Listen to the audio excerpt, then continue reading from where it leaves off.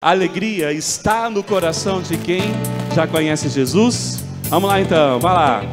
Nas palmas comigo, vai lá. Já. Isso.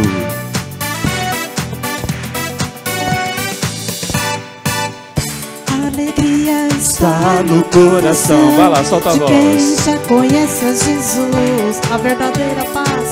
A verdadeira paz só tem aquele que já conhece a Jesus. O sentimento mais precioso que vem do nosso Senhor é o amor. Quem só tem, quem já conhece a Jesus. Mais uma vez, lá no início da canção, a alegria. A alegria E solte a voz. está no coração De quem já conhece a Jesus. a verdadeira paz. A verdadeira paz só tem aquele que já Conheça Jesus.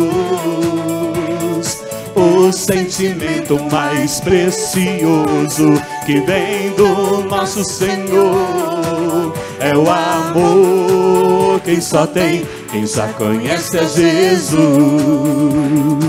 Só um pouquinho. Você conhece a canção, não conhece? Sim ou não? Então eu quero ver você cantando sozinho desde o início então, bem forte, até sem instrumento, né? Só para ver como é que vocês estão então, tá bom? Vamos lá?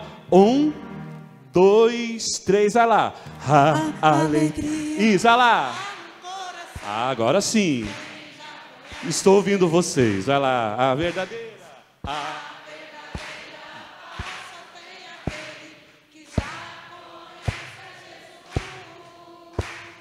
O que vem do nosso Senhor é o amor. Quem só tem, quem já conhece a gente. Mais uma vez então, vai lá com o instrumento. Alegria, ficou lindo. A alegria está no coração de quem já conhece a Jesus. A verdadeira paz só tem aquele que já conhece a Jesus. O sentimento mais precioso que vem do nosso Senhor é o amor. Que só tem quem já conhece a Jesus. Fizemos uma tropa. Posso pisar uma tropa e saltar as muralhas, aleluia. Isso, aleluia. Posso pisar uma tropa e saltar as muralhas, aleluia, aleluia. Ele é a rocha, ele é a rocha da minha salvação. Com ele não há mais condenação. Posso pisar uma tropa e saltar as muralhas, aleluia, aleluia, aleluia, aleluia, aleluia, aleluia, aleluia, aleluia, isso, aleluia, aleluia. O sentimento mais precioso que vem do nosso Senhor é o amor. Que só tem Quem já conhece, só diga isso. O sentimento mais precioso. O sentimento mais precioso que vem do nosso Senhor é o amor. É o amor. Quem só tem, quem já conhece a Jesus. Uma grande salva de palmas para Jesus.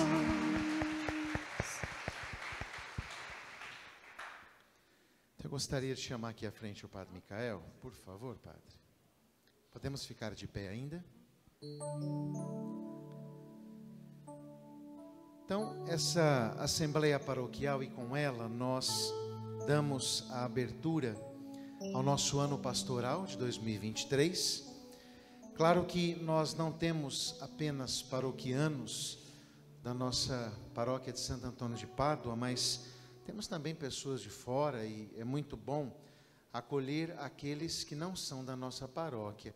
Quem que não é nosso paroquiano aqui? Levante a mão, vamos ver quem que vem de fora. Olha lá. Então, uma salva de palmas àqueles que estão conosco. E, aliás, estarão conosco nessas 3 noites, né? Eu quero dizer o seguinte a vocês, que a pior coisa que existe é um povo mal formado, um povo mal orientado. Não é isso, Padre Micael?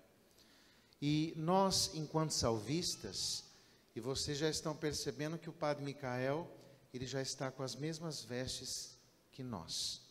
Aliás, ele é um padre, não para dizer que ele é mais velho, tá? Mas ele é um padre mais antigo do que nós. Ele é o primeiro padre salvista ordenado.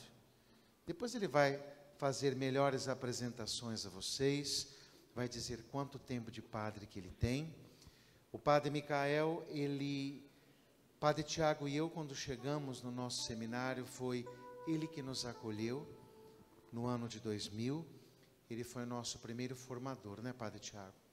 Nós tivemos essa graça de sermos formados pelo Padre Micael. Padre Wesley veio anos depois do que nós, é uma turma um pouco depois, é mais novo, não na idade, né? Na idade ele tem um pouquinho mais. Sou mais velho na idade que os dois. Ele é mais velho do que nós, né? Mais novo uma no diferença instituto pouca, eles... né? Uma escadinha aqui, nós 3 somos uma escadinha, né? É o Padre Wesley, eu e o Padre Tiago na sequência, vamos assim dizer. Mas o Padre Wesley veio um pouquinho depois, né? Mas também passou pela formação do Padre Micael, como a maioria dos nossos seminaristas passaram e ainda passam, vamos assim dizer. Padre Micael, com toda a sua experiência, com toda a sua formação, e eu particularmente, eu sonhei muito com esse momento, de poder trazer o padre para dar essa formação à nossa paróquia, que é uma paróquia salvista, e claro, estender esse convite àqueles que quisessem estar conosco nessas 3 noites de formação. Porque na semana e não no final de semana, ele também vai explicar isso para vocês depois, e ele vai poder falar melhor do que eu, porque nós hoje estamos à frente da Escola de Formação Nacional, vamos assim dizer, ele vai explicar isso melhor. Estou só dando algumas pinceladas a vocês. Da Renovação Carismática Católica, que vai começar na segunda-feira, Padre Micael, é isso? Não é? Ele vai explicar para vocês. E o Padre Micael é um dos formadores, e nós coordenamos a Escola da Renovação Carismática Católica, desde quando o Padre Afonso, desde quando eu era superior geral, há anos atrás. Nós assumimos a frente da Escola de Formação Nacional da RCC Brasil, não é? Então, para nós é uma alegria muito grande ter o Padre Micael para essas noites de formação. Serão noites riquíssimas. Aproveitem esse momento de graça, que será um momento para o nosso crescimento espiritual e, com certeza, também humano.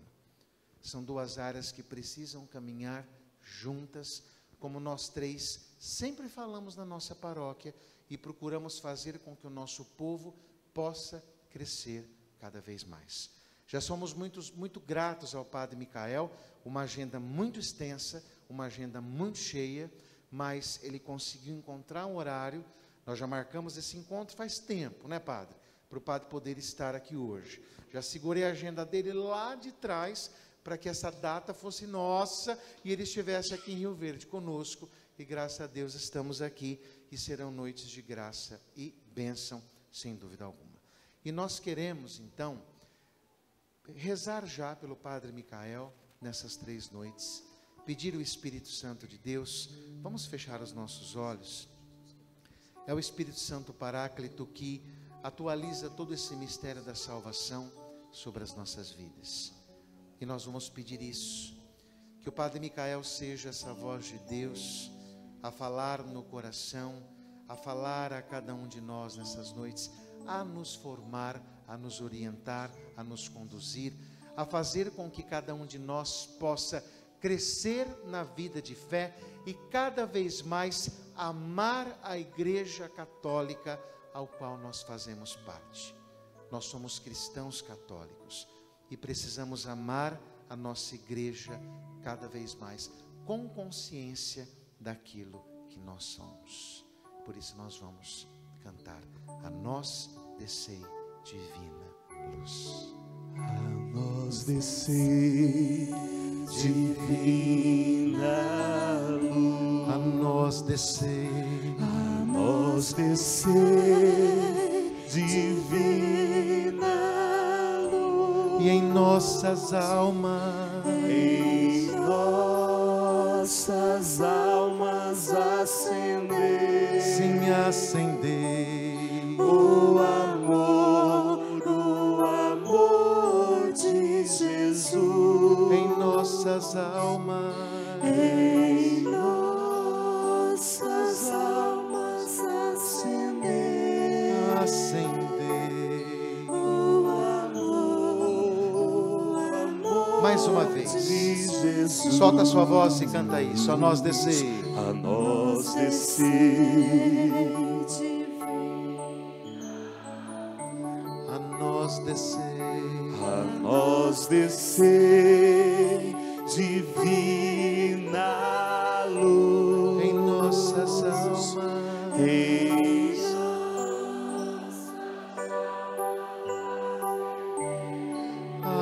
acender o amor de Jesus em nossas almas, em nossas almas acendei o amor de Jesus. vinde Santo Espírito, Vinde Santo Espírito e do céu mandai luminoso raio, luminoso raio.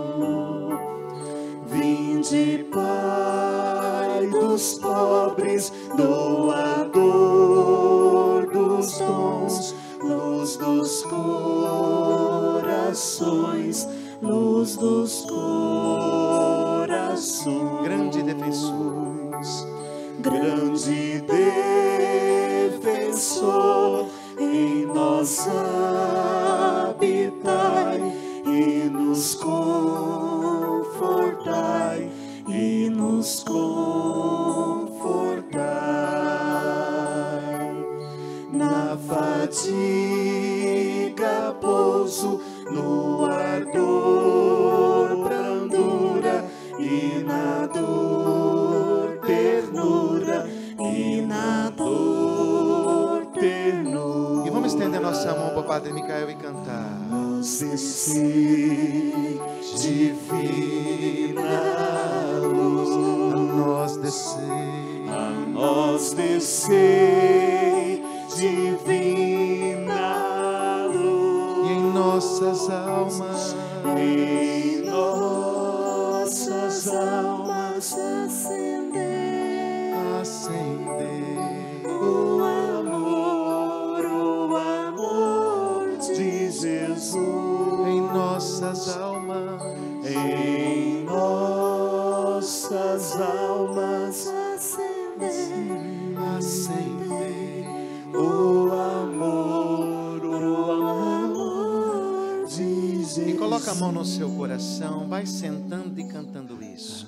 A nós descer Divina luz, a nós descer divina luz, em nossas almas acender o amor de Jesus. Em nossas almas acender o amor de Jesus.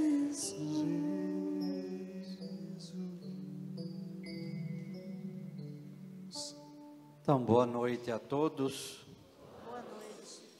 Então, nós, nessa assembleia paroquial, e o que é uma assembleia? Estamos parando um pouco para crescer. Em Oséias 4:6 vai dizer: o meu povo será destruído por falta de conhecimento, e a culpa é de vós, sacerdotes. Então, uma das missões que também os outros profetas vão dizer do sacerdócio é fazer o povo crescer através do conhecimento. Conhecimento da palavra, o conhecimento daquilo que é a própria vontade de Deus. Então, nesses 22 anos de exercício do sacerdócio, é algo que, quando nós oferecemos isto ao povo, é para cada vez mais formar esse povo para servir melhor.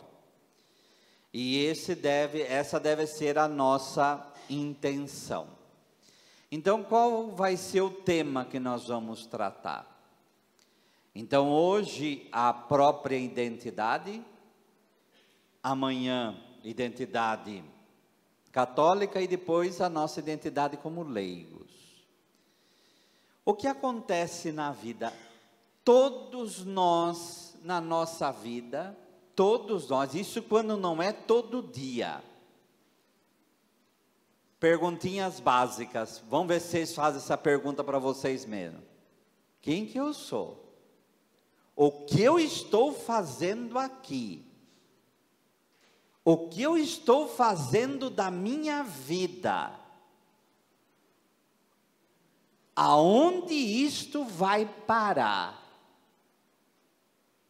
E esse tipo de questionamento vem com força dentro do nosso coração, e se nós não temos a nós mesmos, se nós não autopossuirmos, se nós não nos conhecemos, se nós não sabemos quem nós somos, você pode ter todo o dinheiro do mundo, você pode ter toda a atividade do mundo, e isso não vai valer a pena. Você pode trabalhar, fazer, ter várias atividades pastorais, ter várias atividades de trabalho, várias atividades de estudo. Chega uma hora, você para e pergunta: por que tudo isto? Isso quer dizer que quem trabalha identidade vai ter uma vida tranquila? Não. O próprio Jesus sofreu.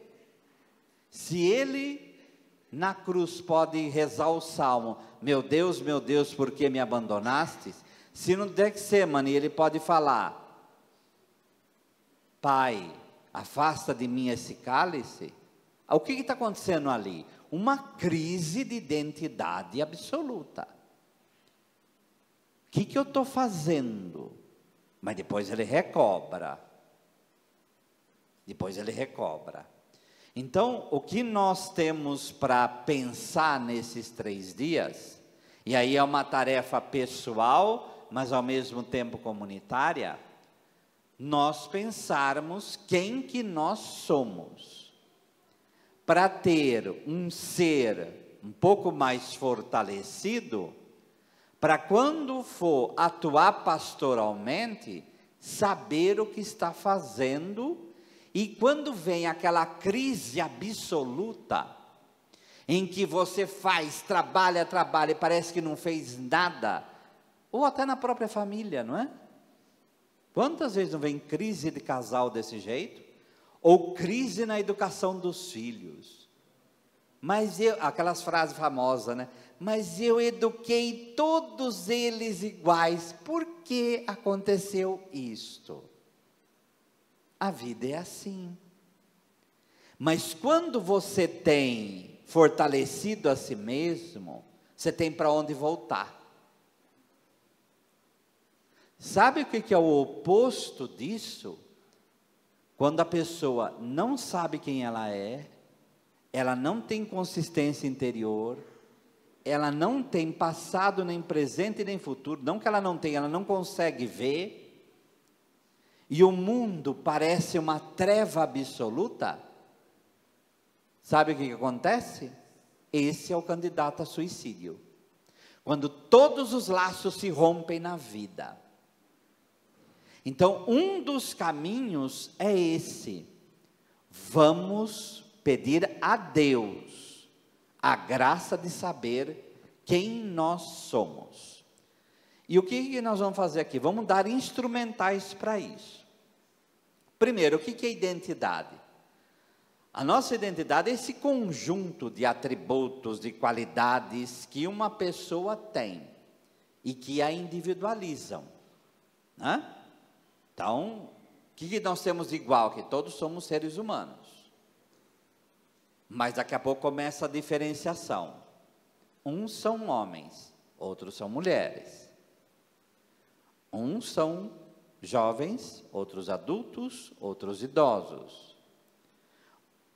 A sua família, a sua origem, nossa cultura, nossa nacionalidade, tudo isso é um caldeirão em que vai formando quem nós somos. Mas nós precisamos organizar isso aí. Porque um dos erros é, a minha identidade é só isso. E aí, quando quebra isso, eu já não sei mais quem eu sou. Então, vamos tomar esses instrumentais para saber o que nós somos. A própria palavra identidade, id, aí do idem, que é o mesmo, né? E o dade aí, que é o estado, quer dizer, o que nós temos de comum e o que nós temos de diferente.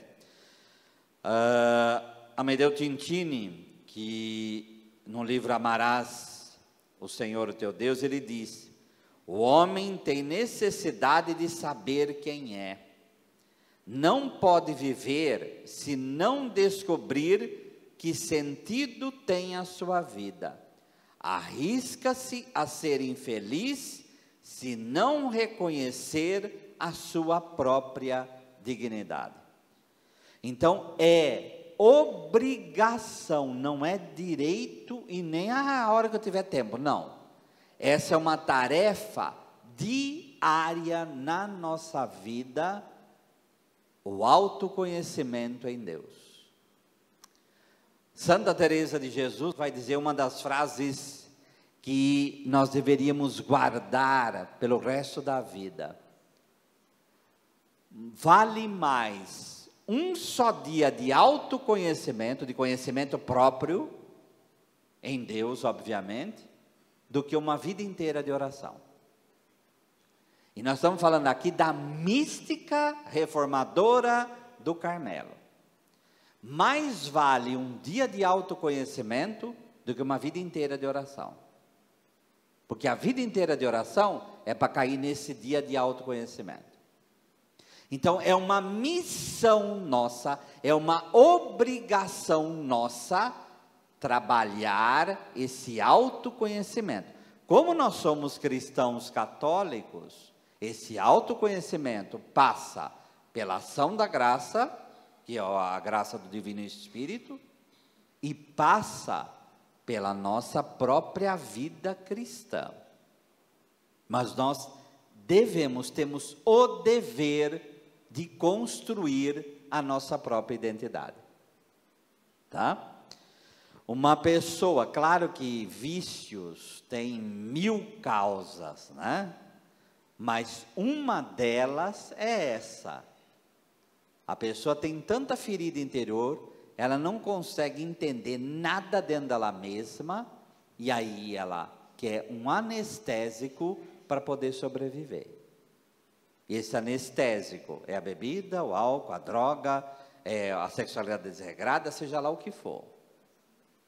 Então, esse mergulho dentro de si mesmo é necessário para que possamos ser verdadeiramente seres humanos.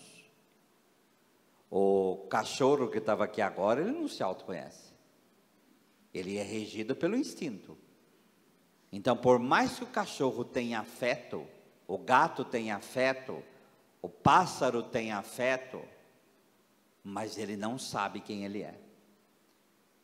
O gato e o rato, ou seja lá que animal for, é marcado pelos traumas que ele tem na vida, e ele conduz o seu instinto dessa maneira, tanto que ele não sabe que ele vai morrer. O único animal que sabe que vai morrer somos nós. Nós sabemos que nós temos passado, que é aquilo que nos faz seres humanos, que é a memória. Nós sabemos que nós temos o nosso presente, que é o nosso intelecto, que é a nossa razão, que é o nosso pensar, e nós projetamos a nossa vida através da nossa vontade. Animal não faz isso, tá? Hoje na missa nós proclamamos o Salmo 8. Então quem tem a Bíblia aí pega o Salmo 8º. E no versículo 4, o salmista vai dizer: quando contemplo os teus céus, que os teus dedos, a lua, os teus dedos, a lua, as estrelas que estabeleceste. Então Deus é que fez o universo, mas dentro desse universo imenso, o salmista, contemplando isso, ele pergunta: que é o homem para que te lembrares dele? O filho do homem para que o visites? Esse homem aqui não é o macho da raça humana. Esse homem aqui é o ser humano, que tem uma palavra, tanto no hebraico, no grego é muito mais fácil, que vocês conhecem, que é anthropos. Quando vai ter a tradução grega do Antigo Testamento, vai traduzir por anthropos. Quer dizer, quem é o ser humano para que tenha tanto esse cuidado dele? Mas ele é frágil, tá? E o fizeste, por outro lado, menor do que um Deus. Porque a palavra aqui no hebraico é Elohim, que depois vai se traduzir por anjos. Vai ter traduções aí que vai estar anjos, coroando de glória e beleza. Então, o ser humano, ele tem essa dupla face. Ele é frágil. Essa fragilidade é jogada na nossa cara desde que a gente nasceu. Então a criança está lá quentinha dentro do útero da mãe dela, de repente aquilo esvazia e ela tem que sair, ela passa por um processo de força e nasce. Não deve ser nada agradável nascer. Claro que ninguém de nós lembra disso, mas não deve ser nada agradável nascer. Mas faz parte. Ela é jogada num mundo frio, em que tem ameaças o tempo todo, e ela é dependente o tempo todo, e essa criança nasce, e essa criança vai crescendo, e ela vai experimentando o quê? Quedas, ela experimenta necessidades, ela experimenta solidão, ela vai experimentando tudo isso. O ser humano é frágil. De todos os animais, o cavalo nasce e já vai andando. O ser humano demora 20 anos para ficar em cima das próprias pernas, não é? E esse ser humano vai crescendo. Chega a adolescência, aí fica tudo maravilhoso? Não, aí é um terror absoluto, tá? Porque aí vem uma crise de identidade medonha.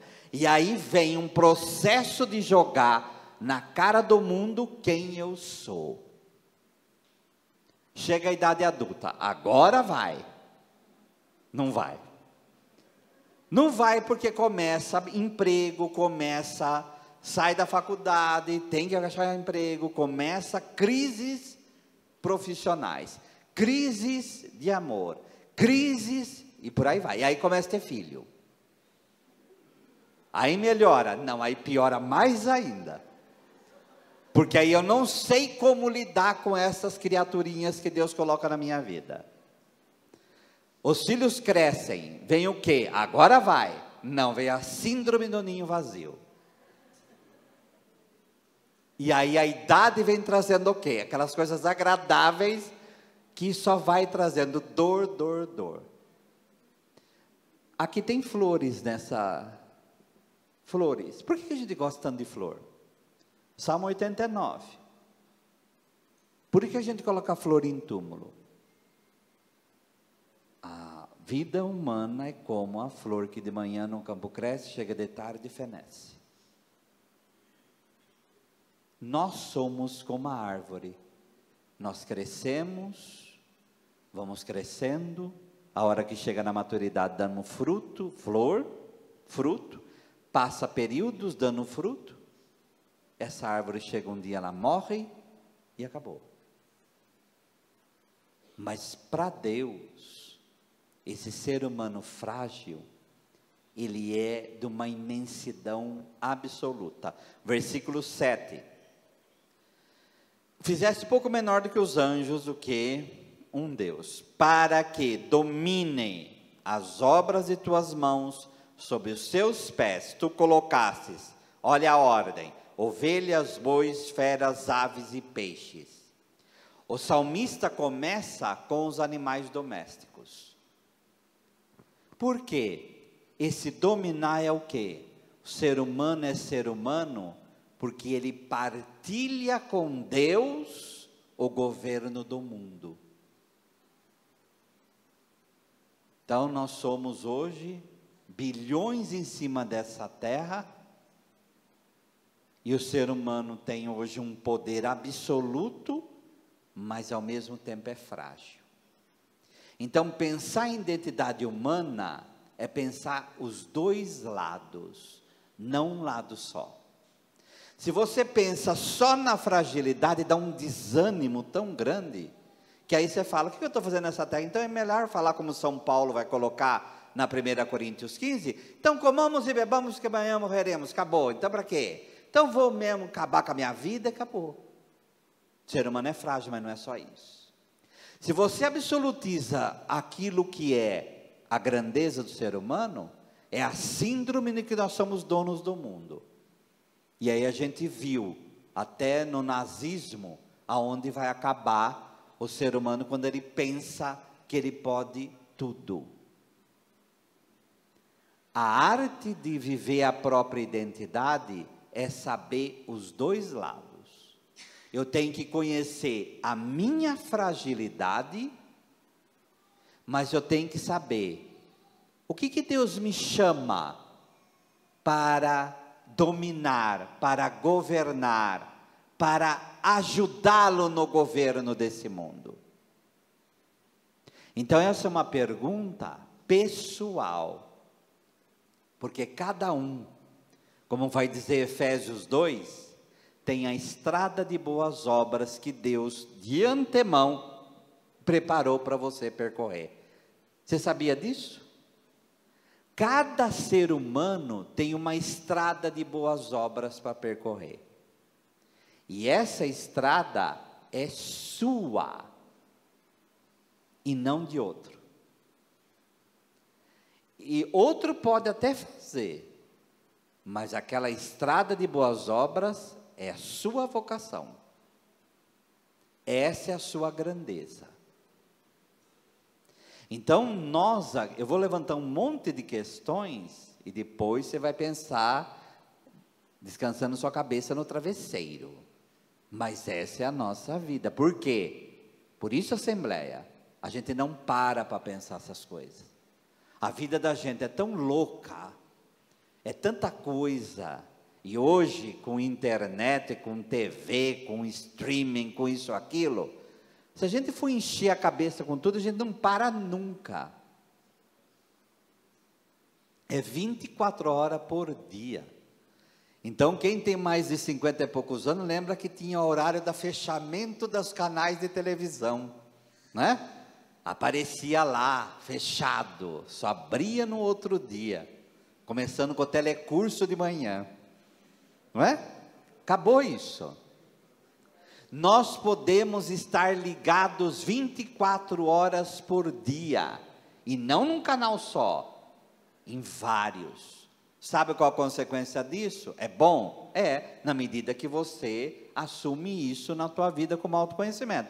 Agora, se for para fugir de si mesmo, vai chegar uma hora, vai esvaziar. Então, precisamos parar para pensar o quem eu sou.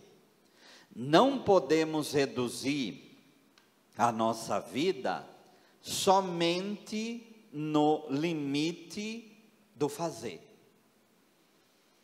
Minha vida é fazer. Workaholic, né? Eu sou viciado em fazer.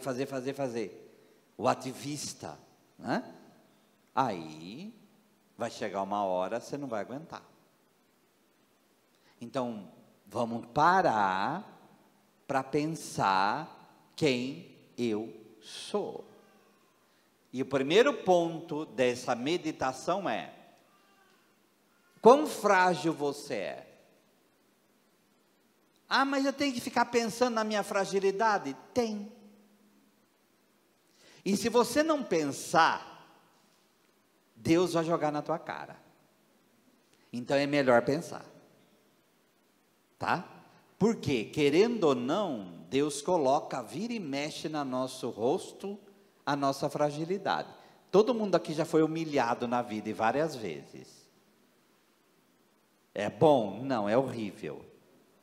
Mas começa a pensar, e depois que passa a gente sabe disso. Deus permitiu aquilo. Jesus foi assim? Como que foi a humilhação de Jesus? Qual é a única palavra que foi o tema de toda a humilhação de Jesus? Qual é a palavra? Oi? Não, a paixão é sofrimento. Mas tem um sofrimento moral de Jesus, uma humilhação para Jesus. Qual é? Oi? Não, a cruz é humilhação física, humilhação moral, bullying. Qual é o bullying que fizeram com Jesus? Oi? Não, essa é a frase dele. Mas o que eles fizeram? Oi? Então, mas tem algo moral. Eles cuspiram, eles flagelaram Jesus. Oi? Não, gente. É, o que é? Vai, fala. Pode falar. A coroação. Que rei é esse? Mas você não entrou domingo assim aqui? Onde está a sua realeza? Que raio de rei você é? A humilhação de Jesus é naquilo que ele é de mais precioso.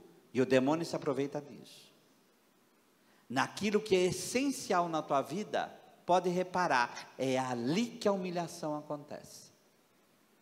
E como Jesus, a gente tem que fazer o quê? Tem que aprender com tudo isso.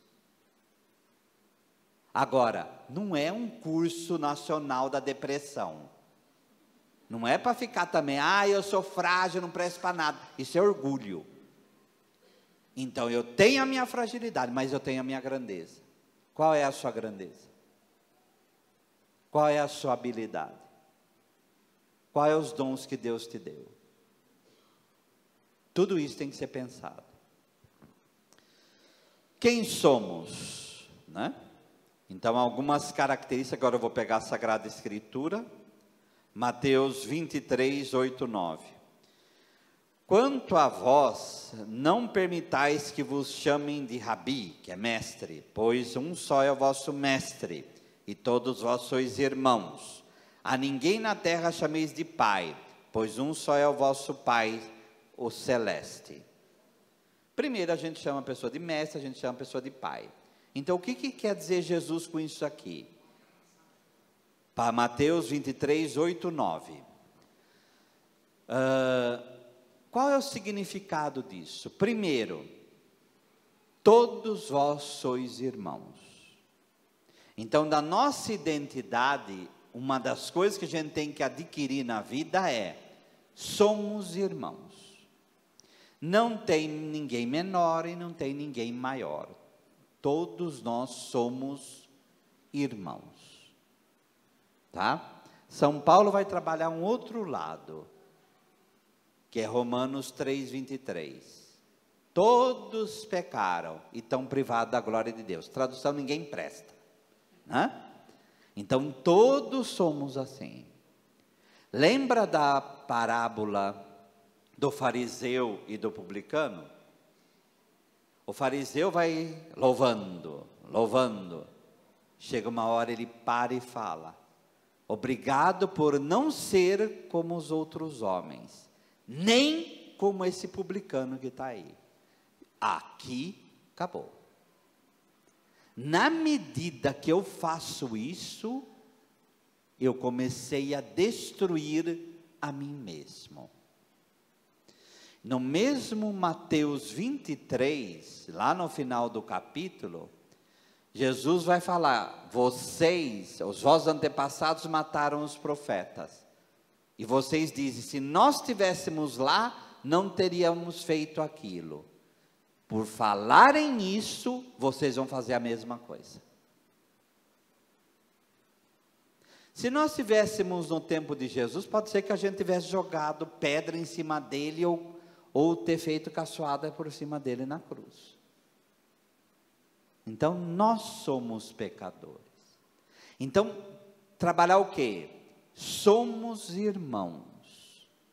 Se eu sou mestre, se eu sou pai, é por graça de Deus que eu sou, e não por mim mesmo.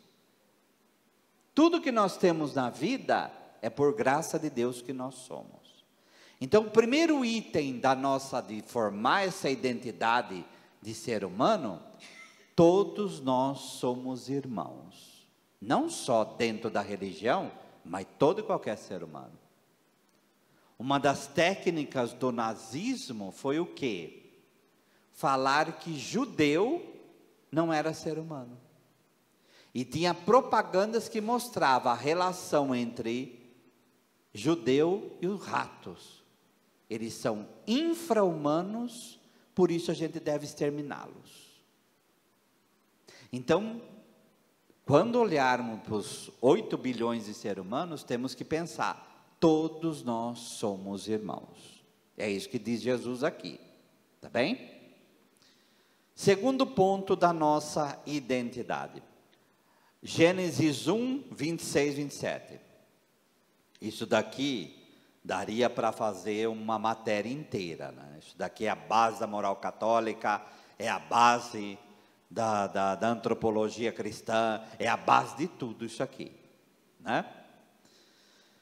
Deus disse: façamos o homem. A mesma coisa, aqui é ser humano, a nossa imagem, a nossa semelhança, e que eles dominem sobre os peixes do mar, as aves do céu, os animais domésticos, todas as feras e todos os répteis que rastejam sobre a terra. O salmista bebeu aqui para escrever o salmo, tá? Deus criou o homem, o ser humano, a sua imagem, a imagem de Deus ele criou. Agora vem, homem e mulher ele criou. Etzlemen demut, quer dizer, ele criou macho, imagem e semelhança, mas criou macho e fêmea, tá? Então, o que governa o mundo? O que governa o mundo é o amor humano, tá? Então, outro ponto da identidade do ser humano é, ele é imagem e semelhança de Deus. Se a 1 João 4,8 vai falar que Deus é amor, o Papa Bento XVI vai falar que a Trindade está no nosso DNA. O amor de Deus está no nosso DNA. Então, não é a razão que é a imagem perfeita de Deus. É o amor que nos faz verdadeiramente imagem e semelhança de Deus. Amor que nos faz doar ao outro. Então, nós somos todos irmãos, primeiro ponto da identidade. Segundo ponto da identidade, Nós somos imagem e semelhança de Deus. Imagem e semelhança de Deus não é só o jovem ou a jovem bonito.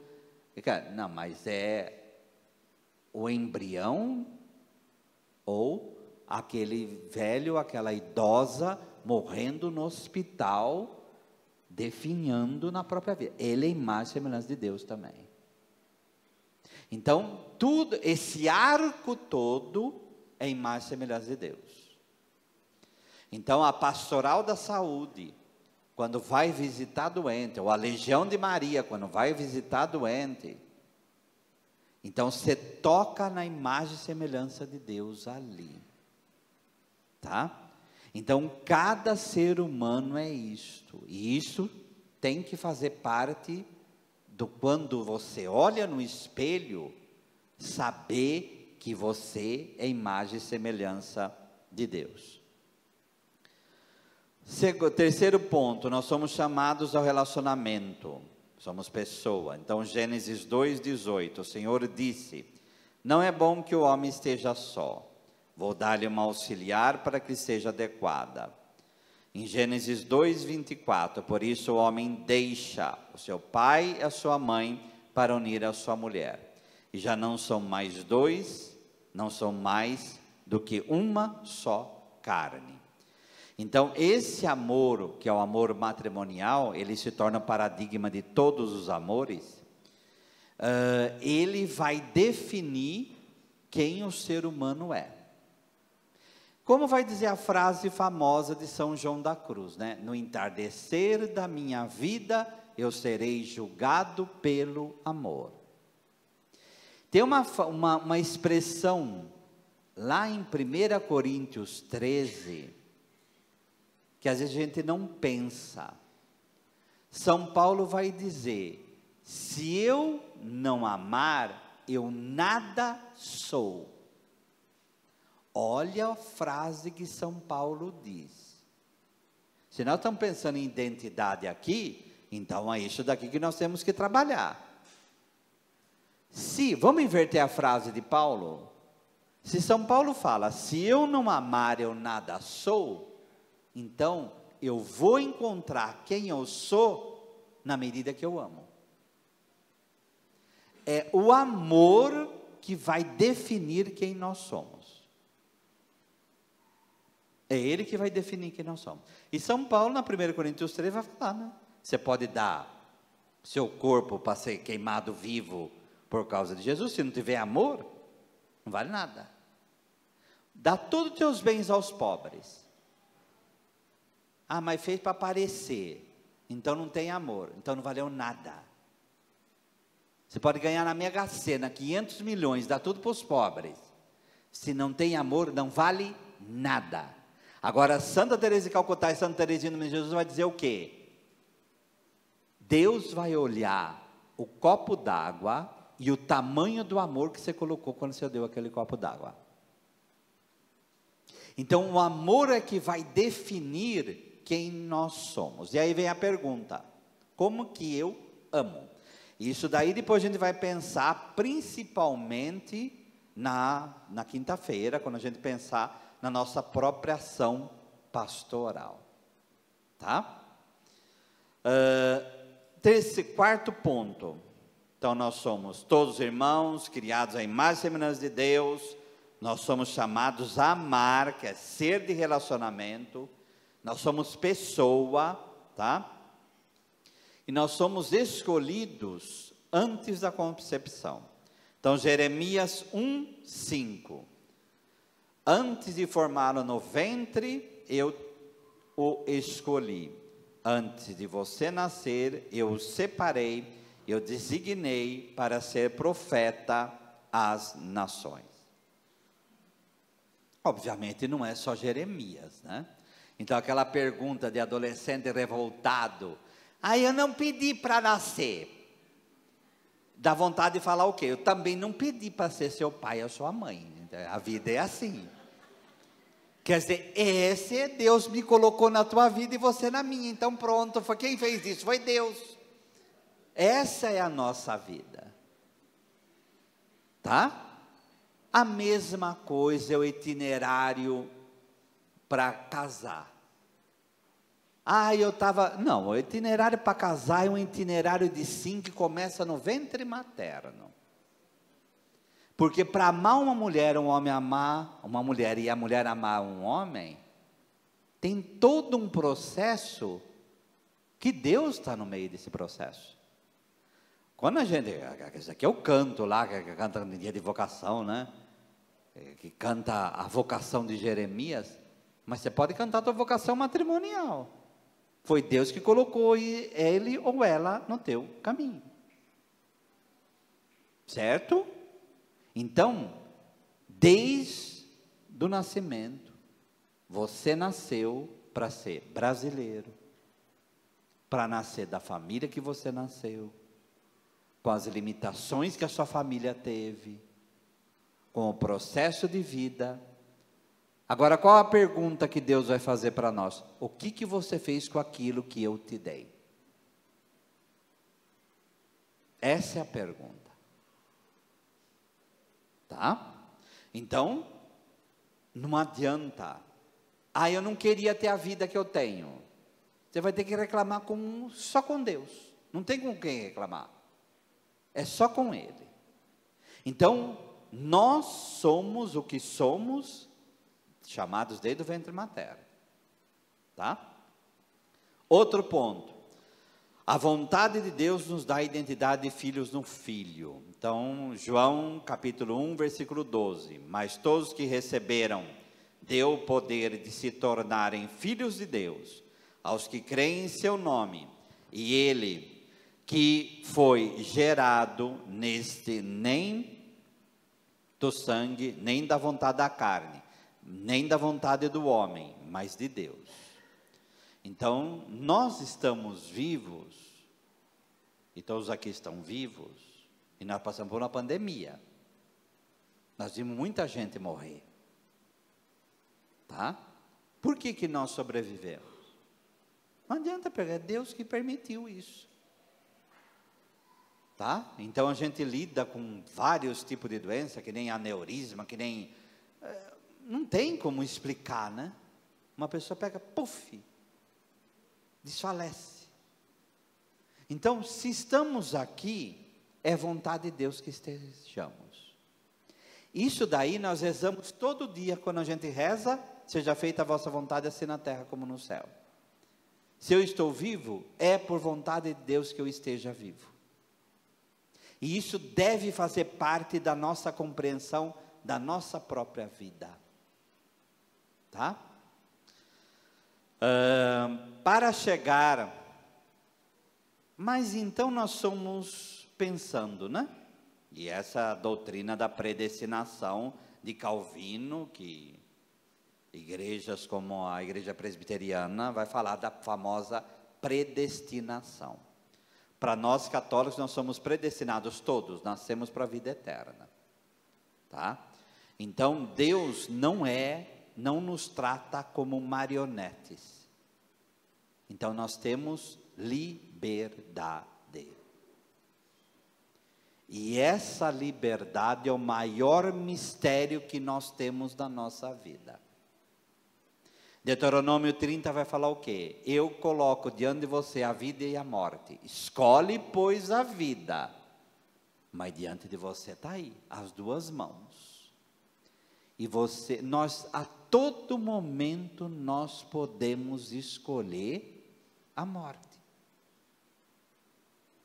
Então, faz parte da nossa identidade. Nós temos livre-arbítrio para escolher, e a gente vai montando esse escolher numa vida para atingir a liberdade. O que é a liberdade?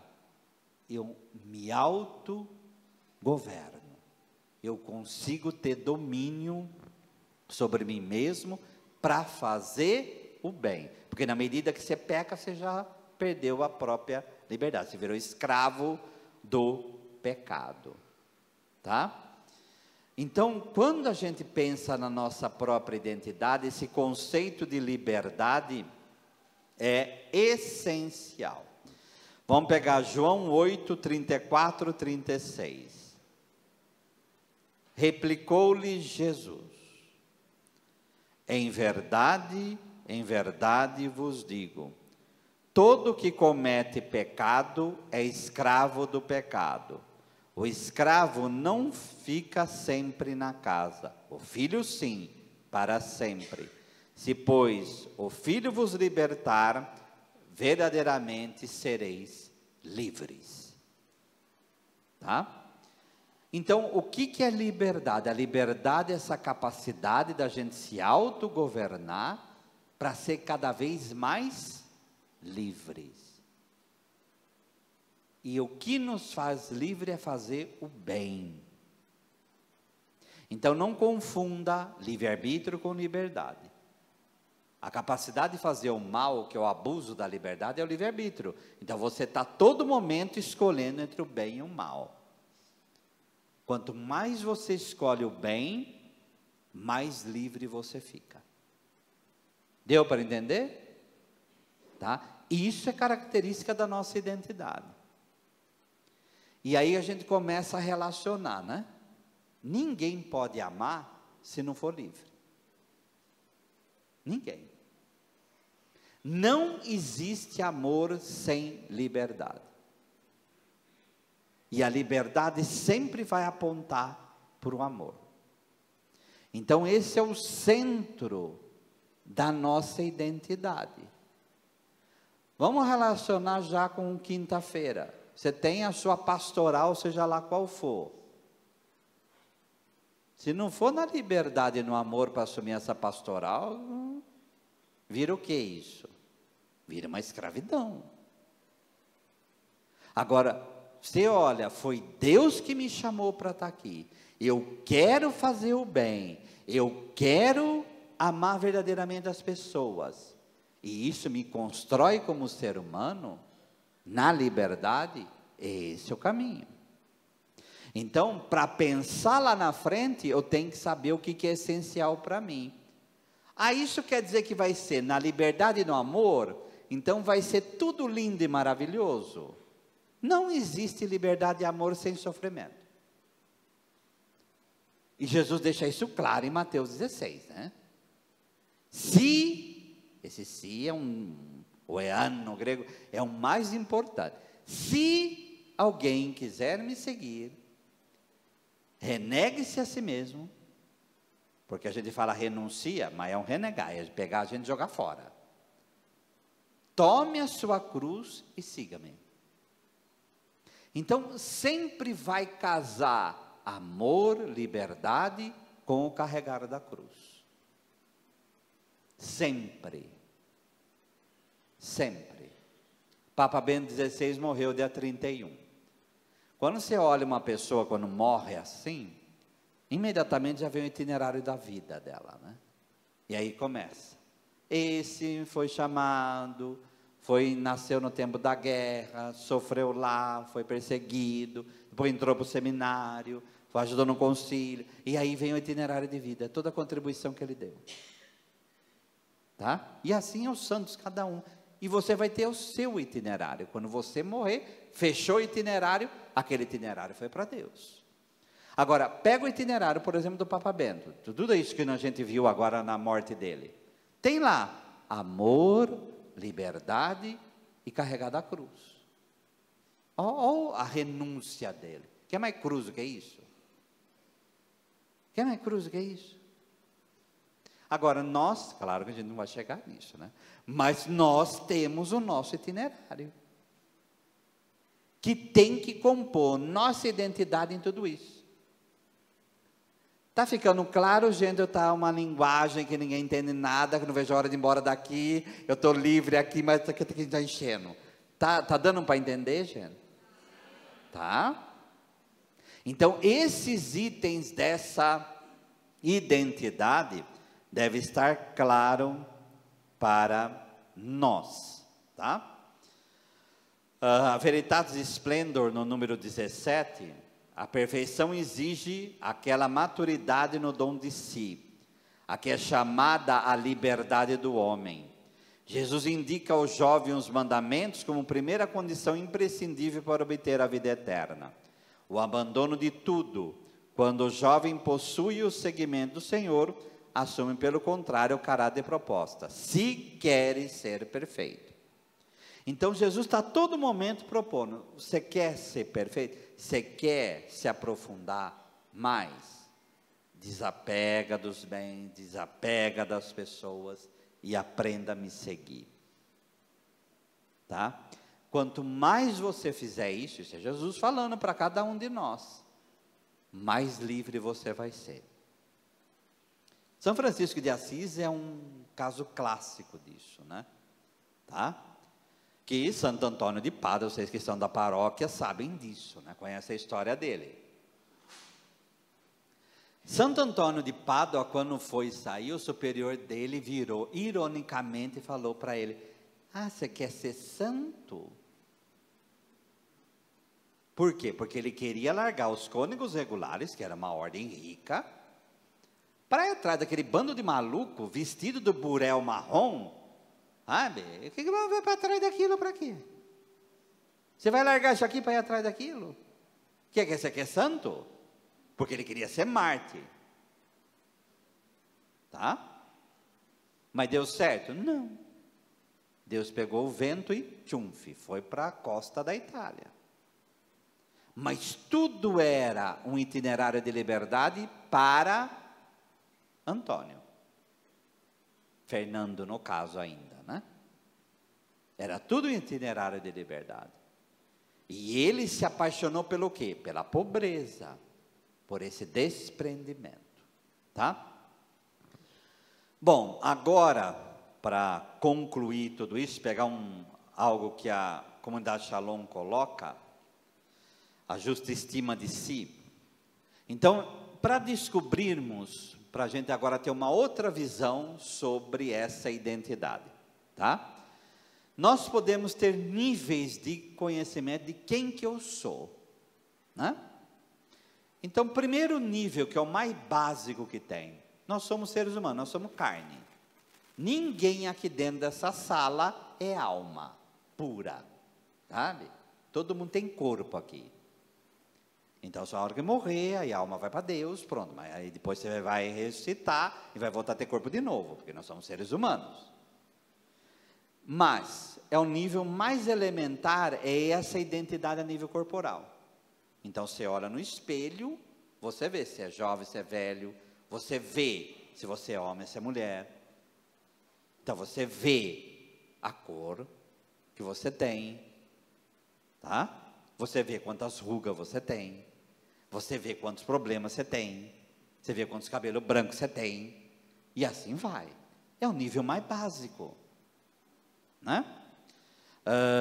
Um autoconhecimento limitado, muita importância nas habilidades físicas, nas qualidades estéticas. A pessoa, quando a identidade dela, eu sou o meu corpo, é um problema isso. Por quê? Porque ela vai basear a identidade dela só a nível de carne, de fragilidade humana.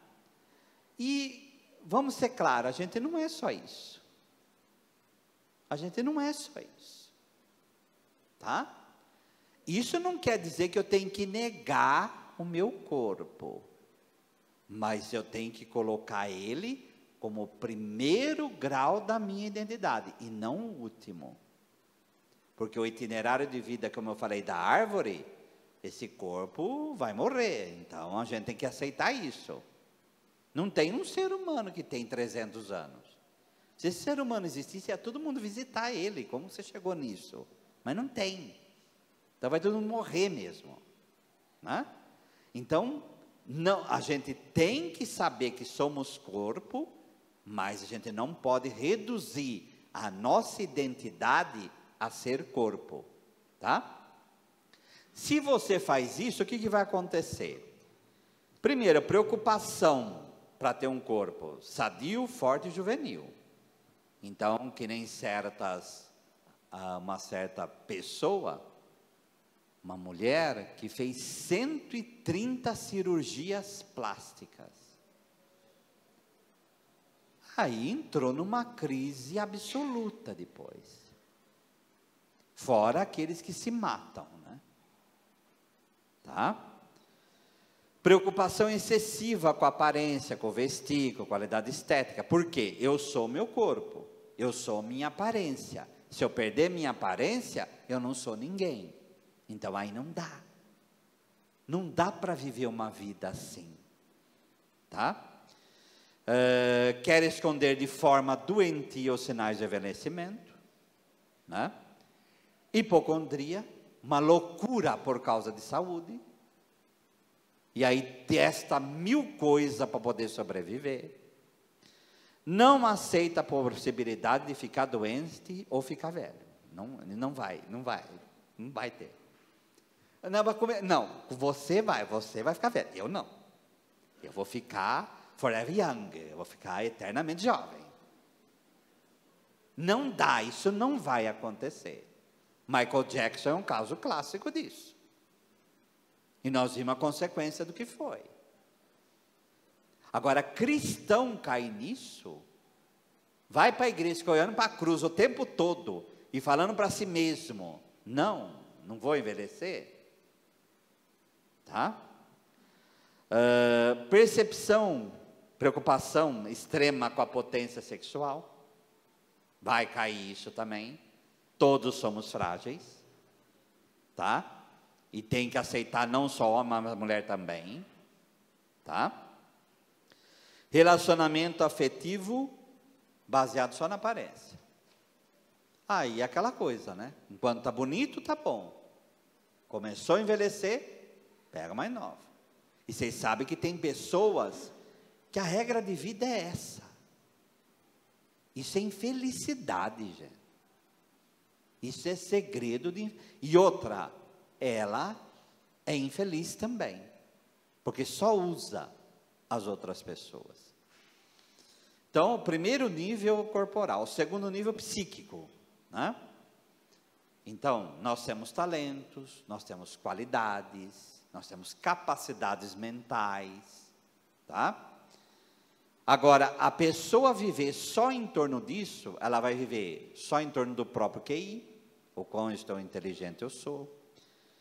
A autoafirmação no trabalho ou no ministério, tá?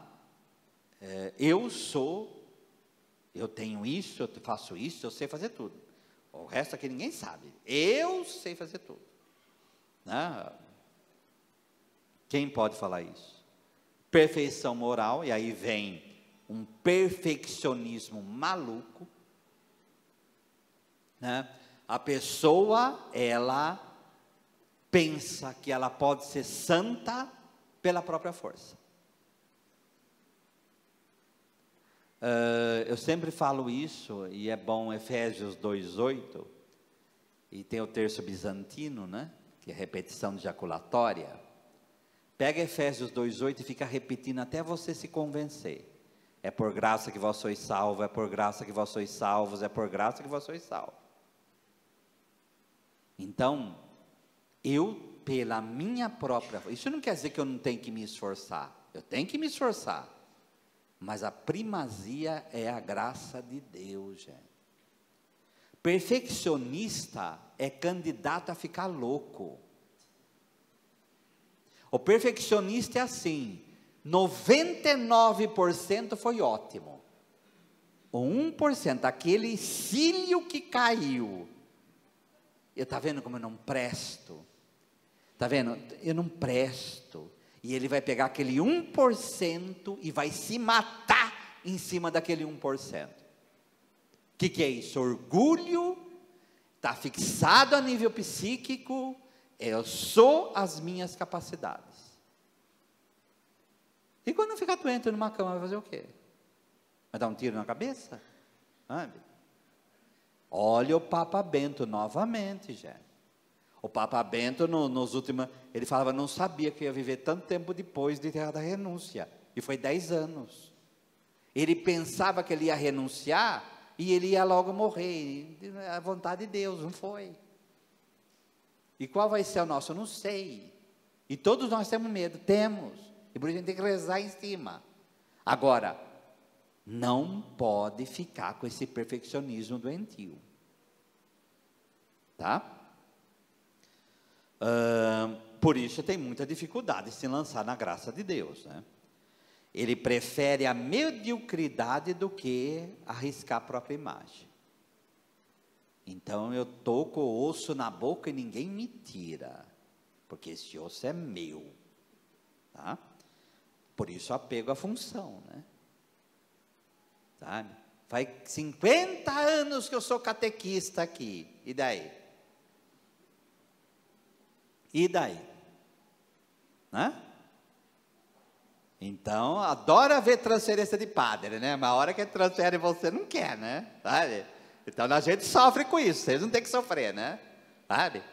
Então a vida faz parte disso. Ah, mas eu tenho todas as qualidades para estar naquele lugar.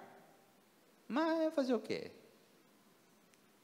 E a gente tem que fazer esse trabalho interior, de aceitar. Tá? Não consegue sacrificar suas qualidades, ainda que momentaneamente. É nesse sacrifício que a pessoa pode descobrir outras qualidades. Padre Pio, o lencinho lá na janela, lembram? Você acha que foi agradável para o homem ficar lá dentro trancado? Mas isso fez parte do itinerário de santidade dele.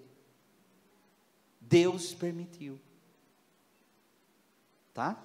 Teve santos fundadores, que nem Clélia Merloni, que ficou 20 anos fora da congregação que ela mesmo fundou. Santo Afonso Maria de Ligório foi outro exemplo. Então, acontece isso. Tá?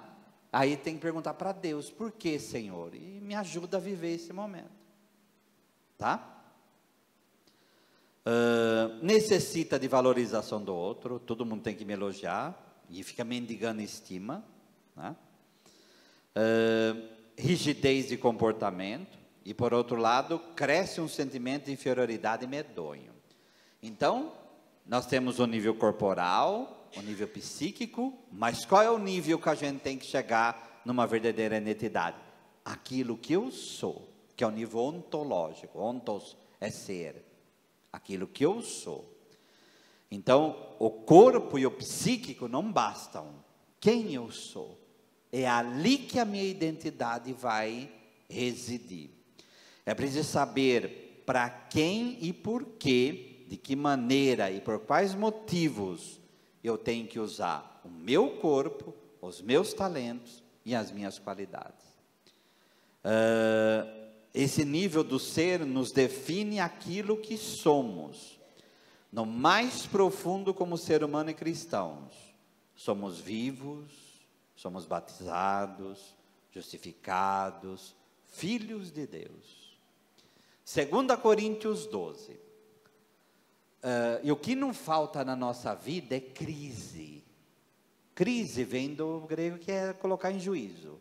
Então chega uma hora, aquela pergunta que eu comecei: o que eu estou fazendo da minha vida? Tá? São Paulo passou por isso. São Paulo ia construindo comunidades, tinham os cristãos judaizantes que iam atrás dele, destruindo tudo o que ele fazia. Tá? Ele teve experiência mística, e nessa experiência mística, Deus falou o que para ele? Eu permiti que Satanás esbofeteasse um espinho na carne na tua vida, que é essa humilhação toda, tá vendo essa humilhação toda? Fui eu que permiti, tá? E o que você vai fazer com isso? Nada, basta-te a minha graça, é na fraqueza sua que você vai ser forte, e fica sofrendo aí. E isso não acontece conosco? O tempo todo. O basta-te a minha graça é o quê? O importante é você seguir no teu caminho de ser santo. E é isso que basta. Tá? Qual a relação do nível corporal com esse nível de ser? Né? O corpo está a serviço do ser, e não o ser a serviço do corpo. Então, eu vou cuidar do meu corpo para quê? Para servir melhor. Eu vou cuidar do meu corpo para ser melhor. Eu vou cuidar do meu corpo para amar melhor. Tá? arrisca a vida por amor a Deus, porque quem quiser salvar a sua vida vai perdê-la, e quem perder a sua vida por amor de mim e do Evangelho, esse vai salvá-la. Às vezes a gente não para meditar nessa palavra. Perder a vida é isso. Então eu vou me desgastar pelo reino, e eu vou cuidar do meu corpo da melhor modo possível, para servir melhor. Tá? Vê o próprio corpo e o corpo do outro como um dom do próprio Deus. Descobre que a razão verdadeira de viver ou morrer é ser um dom, e que o envelhecimento e a morte como entrega a Deus, como o último dom. Novamente, vamos voltar para o Papa Bento? Então, o assistente dele lá falou que ele estava apagando como se fosse uma vela, né?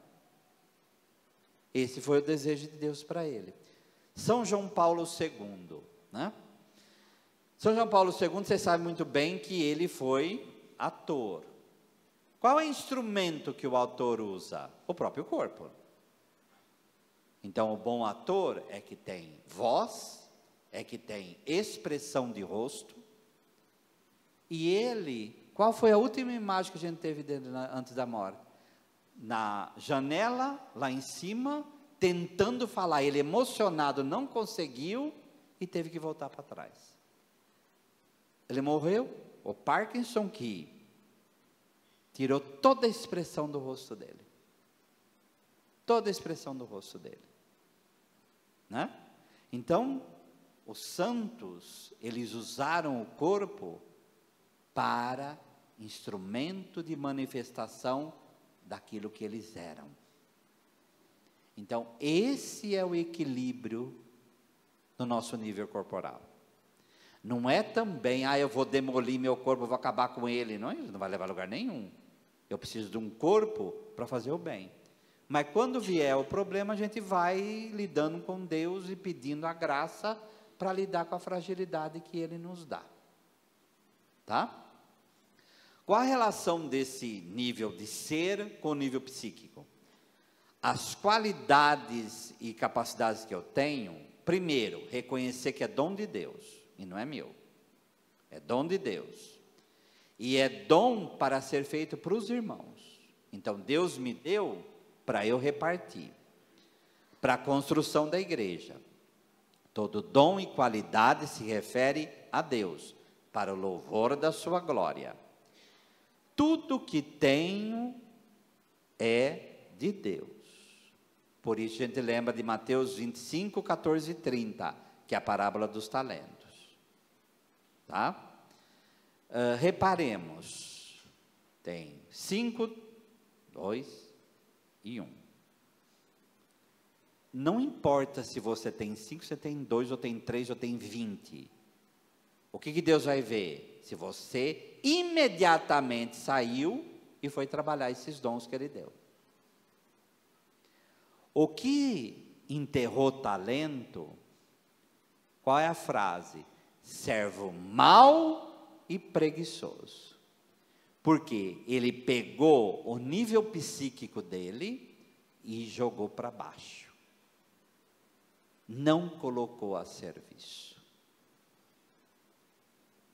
Tá? Então, a parábola dos talentos é perfeita. Se eu tenho capacidade, é para colocar a serviço dos outros. Aonde, como e por quê? Não sei.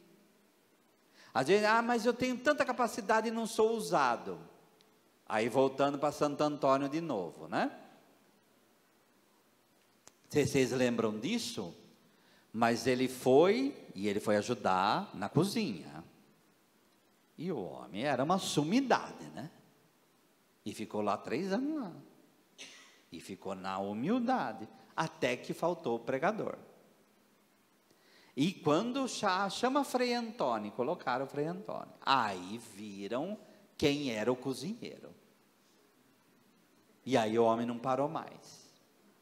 Mas esses 3 anos, como os 14 anos de Paulo, que ficou isolado lá, é a mesma coisa, Deus permite esse tipo de coisa. Para afiar a sua espada, que somos cada um de nós. Tá? Mas o importante é colocar à disposição. E encerrando duas passagens, né? João 15, versículo 2. Todo ramo em mim que não produz fruto, ele o corta. E todo ramo que produz, ele o poda para que produza mais fruto ainda. Então, essas podas de Deus, essa purificação que Deus faz, é para a gente produzir mais fruto. E no versículo 8, meu Pai é glorificado quando produzis muito fruto, e vos torneis meus discípulos. Então, o trabalho de ser que fazemos em nós mesmos, desse autoconhecimento, de colocar tanto a nível corporal como a nível psíquico, nossas qualidades a serviço dos outros, é a razão por que a gente nasceu. São Tomás de Aquino vai falar, nós nascemos como um corpo e alma, temos um itinerário de vida para praticar virtudes, e para chegar um dia, morrer e entregar tudo para Deus. Essa é a razão do nosso viver.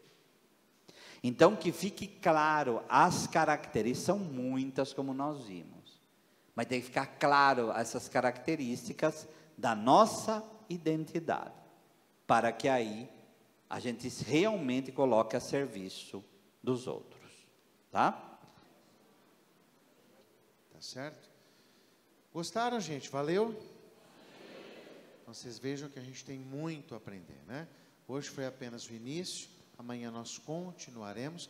Então, amanhã a gente vai começar realmente no horário, tá bem? Então, a gente começa aí no horário, uma musiquinha de animação, já agradecendo a Deus Eli, fica de pé para nós, por favor.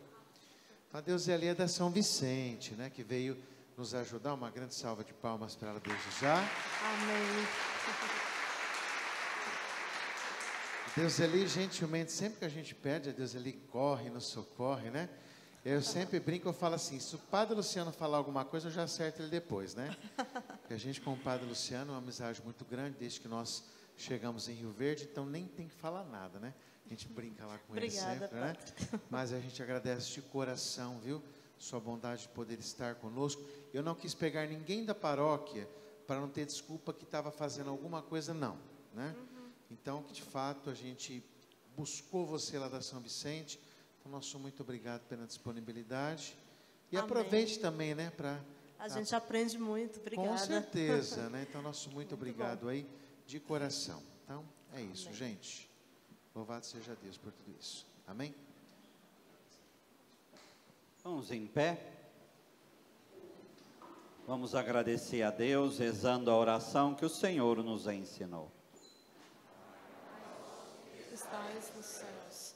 Santificado seja o vosso nome. Venha a nós o vosso reino. Seja feita a vossa vontade, assim na terra como no céu. O pão nosso de cada dia nos dai hoje. Perdoai as nossas ofensas, assim como nós perdoamos a quem nos tem ofendido. E não nos deixeis cair em tentação, mas livrai-nos do mal. Senhor esteja convosco. Abençoe-vos Deus Todo-Poderoso, Pai e Filho e Espírito Santo. Amém. E dê em paz, que o Senhor os acompanhe.